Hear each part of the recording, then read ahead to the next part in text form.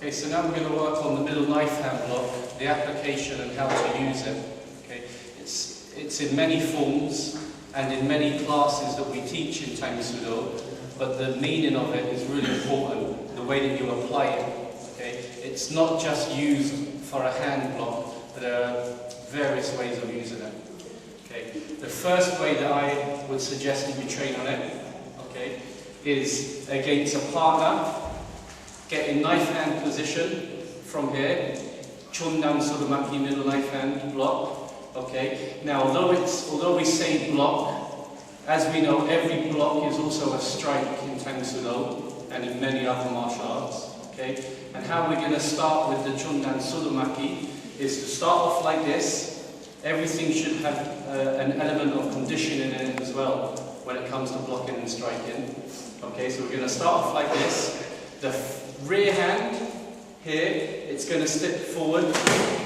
The back hand chambers behind the neck, and you strike on top of the neck here. Okay. Then come back to the same position, and then that was from the outside. Now we're going to do from the inside. Rear hand coming up from here, grabbing, twisting, striking to here, top of the neck.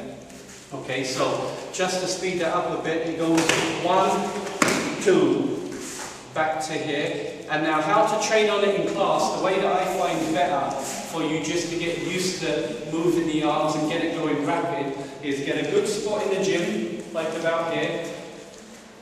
Alright, both get in knife hand position.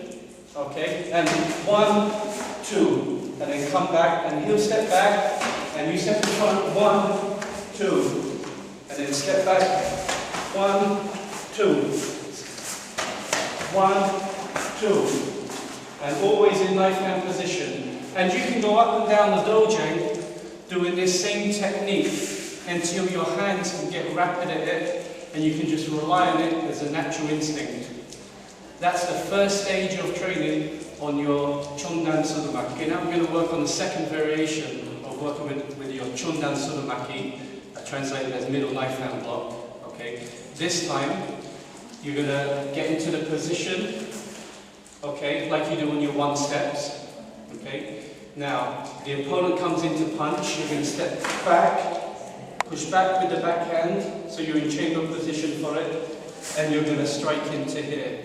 Now as they step in and punch again, push back, strike into here.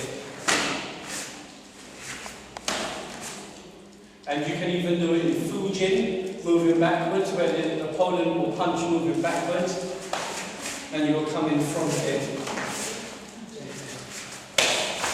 to here. Okay? So you can do it moving forward. I'll show you again.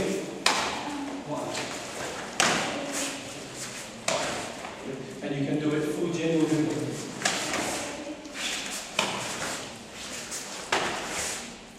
Okay. What's important when you're doing knife hand techniques is to remember your striking area. Your striking areas, if you're striking against the neck, does not have to be limited to the hand. It can come in using the forearm as well. You're striking that area of the neck here, okay? The big muscle that runs up and down, just the back part, okay? It doesn't have to just be struck with the hand, it can be struck with the forearm and coming down as well. Okay? Most important thing that you remember when it comes to knife hand blocks is that it is very effective, but very misunderstood as well. So that's the second variation of using your knife. Okay, now we're going to start using the middle knife hand block on the third variation, which is what we call against rapid attacks. Okay, so if your opponent goes into some street fighting pose from here, okay, and you're in your fighting pose, a good way to use a knife hand block is against the front jab from here. So you'll block just from here, and from here you can come forward, you can punch, you can grab. There's many variations you can do from here. And the reason why I call them rapid attacks is because I like to train on them by throwing 1, 2, and you just keep throwing it out. Great for conditioning and great for what we call learning how to block fast by memory. Okay, you know how they play darts and they just get used to the same technique coming out to score that perfect throw. Well, we do the same in martial arts. That we do the same technique over and over again until it becomes your muscle memory. Okay, you can even do it with the reverse punch. Okay, you can just keep throwing that out. Great for conditioning, great for muscle memory. You just keep throwing the technique out, okay, and that's how that works. That's the third variation. Okay, now me and Mr. Vela here is going to go through, okay, the fourth variation of the knife hand block, the Choong Tang Soo Do Malta. This one is if your knife hand block is countered by the attacker blocking you as well, and what you do, you just work with that, how the body presents itself, you'll work with that and try to attack as well. So one of them is by starting off in a Choong Tang Soo Do Malta from both of you, okay? Like before, rear hand comes in, starts here, but as you can see, the hand comes up which blocks your attack. So that's his counter. Okay. You will then use the rear hand again, pull back and strike. So come like this. Okay. 1, 2. And then you start again. 1, 2. Okay. Now, if you wanted to continue on from that, you could be blocked, come in, elbow. Things can work, build on top of your techniques. Okay. But like we say, we start off small and then we build on top of it, until the hands can continuously move with a block, counter, attack, block, counter, attack, and it can just keep building on top of that. Okay? This technique does not just have to come from the front hand. Okay? If you was attacked from the rear hand, and you was to come from here, and you was to block here, and the opponent was to block you with the front hand as well, so it was to come here, you can just keep rotating over until you strike.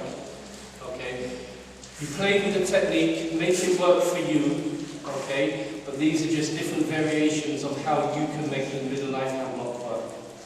Okay, as an extra addition to middle knife hand blocks, okay, you will find it in some of our Tang Soo Do Hyungs, okay, like especially Pian Hua Inan, you'll see that we've got some middle knife hand blocks, okay. I'm just going to quickly run through the reason why we do them the way we do them, okay. On Pian Hua Inan, if you're here, you will realise that you've got 3 middle knife hand blocks, one being here, one being here, one being here, one being here, so we've got 4. Okay. After here, the reason why you've got 4 is you're turning into an attack from here. Okay. Then the second one is not another knife hand block, it's the striking variation. And the reason why you've got 4 of them is because you're learning how to do it from the left, then you're learning how to do them from the right. Okay? So that's the reason why you're finding knife hand blocks in the Hyungs.